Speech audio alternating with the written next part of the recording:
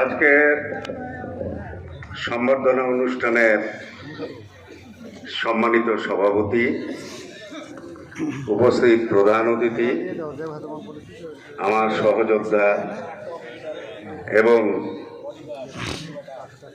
আগামী দিনের চারঘাট বাঘাট কান্ডারি উপস্থিত, আজকে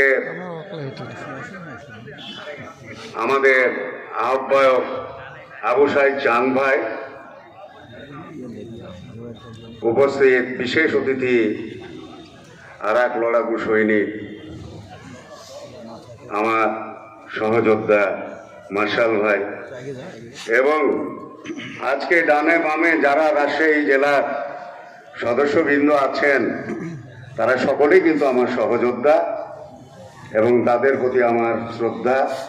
পাশাপাশি অঙ্গ সংগঠন, যুবদল, ছাত্রদল, স্বেচ্ছাসেবক দল, শ্রমিক দল, কৃষক দল সকলের প্রতি আমার আন্তরিক শুভেচ্ছা।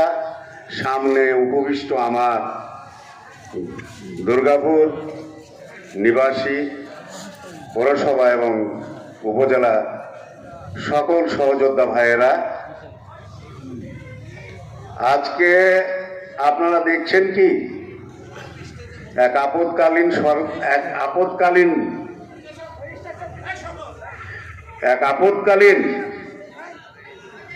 আপদকালীন নেত্রী 15 বৎসর যে ধরনের গণতন্ত্রবিহীন কার্যক্রম পরিচালনা করেছিলেন তার শাস্তি উনি গ্রহণ করেছেন। আপদকালীন নেত্রী উনি যাওয়ার পরে দেখেন আর একটা আপদকালীন সরকার উপস্থিত হয়ে গেল।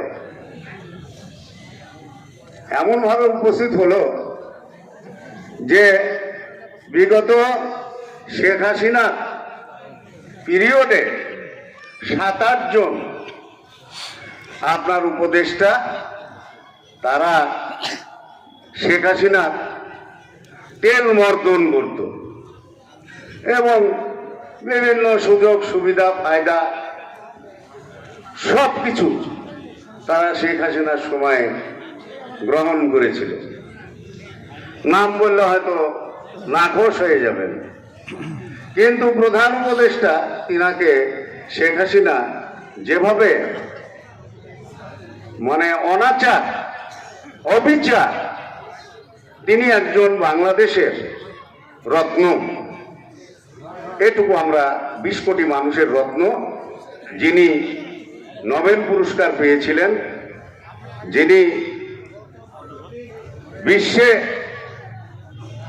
প্রত্যেকটা দেশেই তার একটা সুনাম খ্যাতি রয়েছেন, তাকে একটা দুর্বৃত্ত বানানোর জন্য এই উপদেষ্টারা এই লোকটাকে নিগৃহীত করার জন্য এই উপদেষ্টারা তাকে বিভিন্নভাবে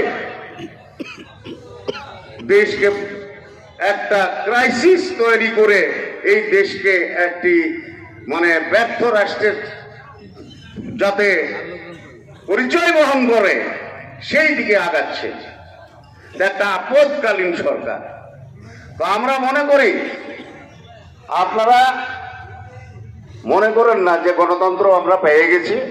হ্যাঁ, একটা গণতন্ত্র পেয়েছি, পুলিশের তাড়ানিটা নাই এটা, কিন্তু বাজারে গেলে দ্রব্যমূল্যের দাম থেকে শুরু করে এমন কিছু নিদর্শন নাই যা কমেছে।